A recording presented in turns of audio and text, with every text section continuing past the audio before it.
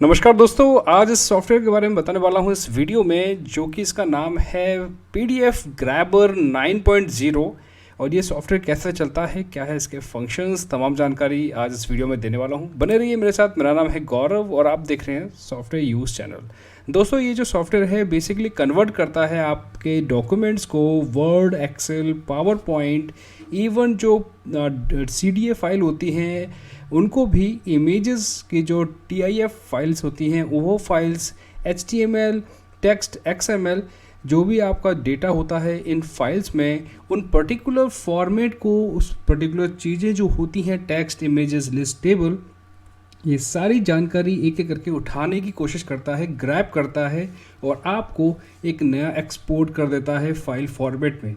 तो ये सॉफ्टवेयर काफ़ी बढ़िया है। मान लीजिए अगर आपके पास बहुत सारी PDF हैं और उसमें बहुत सारा डेटा है, टेबल निकालनी है, टेक्स्ट निकालना है, इमेज निकालनी है, तो ये सॉफ्टवेयर ग्रैब करता है अंदर के मटेरियल्स को। तो मैं एक एक करके चीज़ें आपको बता देता हूँ। तो सबसे पहले यहाँ पे जो लास्ट ऑप्शन दिया है, यहाँ देख लेते हैं। लास्ट में दिया है चेक अपडेट करने के लिए। इसकी जो इन्फॉर्मेशन है वो यहाँ पर PDF ग्रैबर 9 वर्जन जो मैंने आपको बताया है, ये ट्रायल वर्जन है। इसका जो 9.0.0112 इसका रियल वर्जन है। अब बात करते हैं रजिस्ट्रेशन। ये है ऑर्डर, ये है लाइसेंस। तो आप ये सारी चीज़ें आप परचेस कर सकते हैं। लाइसेंस की नंबर यहाँ पर एंटर कर सकते हैं, नेम एंड की, तो आपका ये फुल वर्जन हो जाएगा। इसके बाद चलते हैं यहाँ पर प्रेफरेंस पर, जहाँ पे कि आपको कई सारे और भी ऑप्शंस मिलते हैं। ये इसका एक इंटरनल पार्ट है। जो चीज़ें आपको चाहिए, जिस प्रकार की वार्निंग चाहिए या नहीं चाहिए, तो यहाँ से आप चेक अनचेक कर सकते हैं। यहाँ पर आप फ़ॉन्ट देखिए, तो एम्बेडेड फ़ॉन्ट्स यहाँ पर आप इनेबल करना चाहते हैं। बाय डिफ़ॉल्ट फ़ॉन्ट कौन सा होना चाहिए, तो ये इस प्रकार की सेटिंग्स आप यहाँ कर सकते हैं। यहाँ पर आपको कलर प्रोफाइल मिल रही है, तो किस प्रकार की कलर प्रोफाइल यहाँ पर यूज़ हो रही है वो है sRGB। और यहाँ पे कुछ रेंडर्स रूल हैं, उनको भी आप यहाँ पर इनेबल कर सकते हैं। तो यहाँ पर जो बेसिकली जो लैंग्वेज है वो इंग्लिश को प्रेफर कर रहे हैं। और यहाँ पर कोई भी यहाँ पर ऑटोमेटिक अपडेट चेक मैंने यहाँ पर ऑफ़ कर दिया है। तो आप डेली भी कर सकते हैं, मंथली और ईयरली भी कर सकते हैं।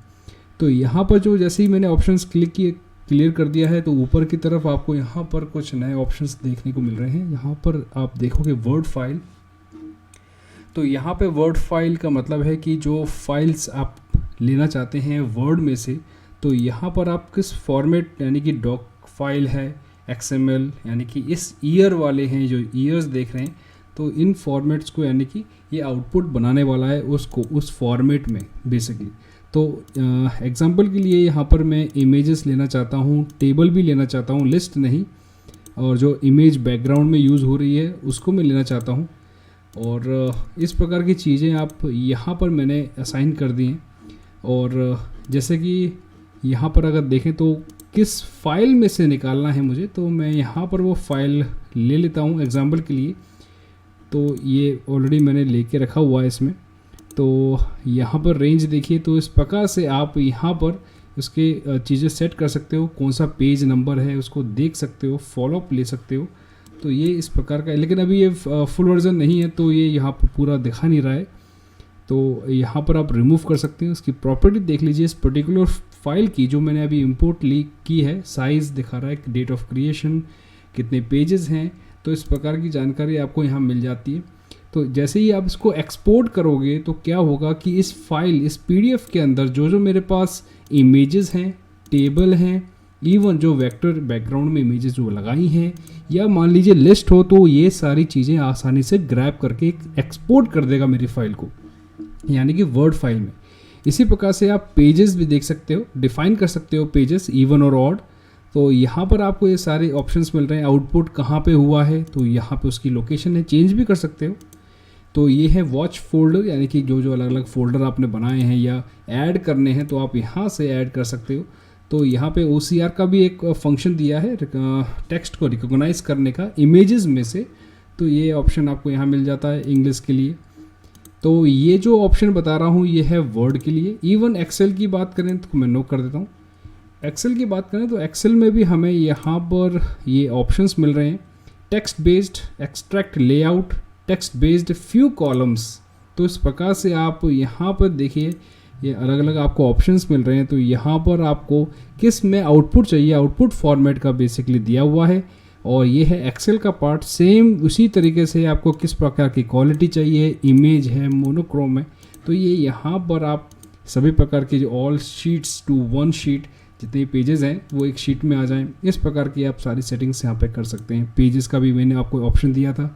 बाकी जो चीज़ें हैं वो एक जैसी ही हैं, हर एक सब्जेक्ट हर एक ऑप्शन के लिए अलग अलग है। लेट्स टॉक अबाउट अब पावर पॉइंट के लिए बात करते हैं। तो यहाँ पे आप देखिए पावर पॉइंट के लिए किस प्रकार की पीपीटी आप चाहते हैं। तो यहाँ पे over the website over OLE HTML यहाँ पे ऑप्शन दिया हुआ है। Vector image as a background, कितना DPI, कितनी क्वालिटी चाहिए आपको इमेज में, ग्रे चाहिए कि ट्रू टाइप फॉन्ट किस प्रकार के चाहिए, तो ये सारी चीज़ें ग्रैब कर लेगा आसानी से। तो इस सॉफ्टवेयर का जो पर्पस है वो है ग्रैब करना। ग्रैब का मतलब होता है चीज़ों को लेना, किसी भी फाइल में से चीज़ें उठाना और नई फाइल में ट्रांसफ़र करना की वर्ड फाइल में। तो ये चीज़ें आप यहाँ देख रहे हैं, तो ये काफ़ी बढ़िया है। तो आपको कोई PDF सिलेक्ट करनी पड़ती है, उस PDF में से ये चीज़ों को कन्वर्ट कर देता है। तो ये है बेसिकली काफ़ी बढ़िया PDF ग्रैबर 9.0।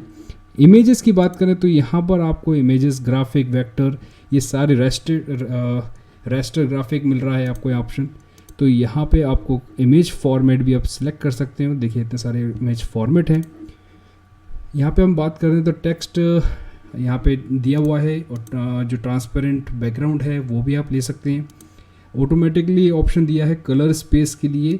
तो यहाँ पर इस प्रकार की सेटिंग करने से आप अपने पर्टिकुलर इमेज को ग्रैब कर सकते हैं। HTML का भी ऑप्शन दिया हुआ है, यानी कि आप वेबसाइट से कुछ डेटा निकालना चाहते हैं तो वेबसाइट की तरह, तो PNG फॉर्मेट, JPG और GIF फॉर्मेट आपको इसमें मिल जाता है। जो रेजोल्यूशन है वो भी आपको यहाँ पे सेट कर सकते हो। टेक्स्ट के लिए यहाँ पे ऑप्शन दिया हुआ है, यूनिकोड भी अभी आप सेट कर सकते हैं। UTF-8 वर्जन भी मिलता है, जो कि हिंदी के लिए काफ़ी बढ़िया ऑप्शन है। तो यहाँ ऑप्शन मिलता है XML का। तो XML में भी हमें यही चीज़ मिलती है जो टेक्स्ट में दी हुई है। तो दोस्तों ये जो सॉफ्टवेयर है वो काफ़ी बढ़िया है, आप इसे इसके ऑफिशियल वेबसाइट से डाउनलोड कर सकते हैं। और इसका जो मैंने आपको वर्ज़न बता दिया था वो है 9, और ये है PDF ग्रैबर। दोस्तों बस इस वीडियो में इतना ही था। आपको ये वीडियो जानकारी कैसे लगी, पसंद आए तो लाइक कीजिए और दोस्तों के साथ जरूर शेयर कीजिए। Thank you.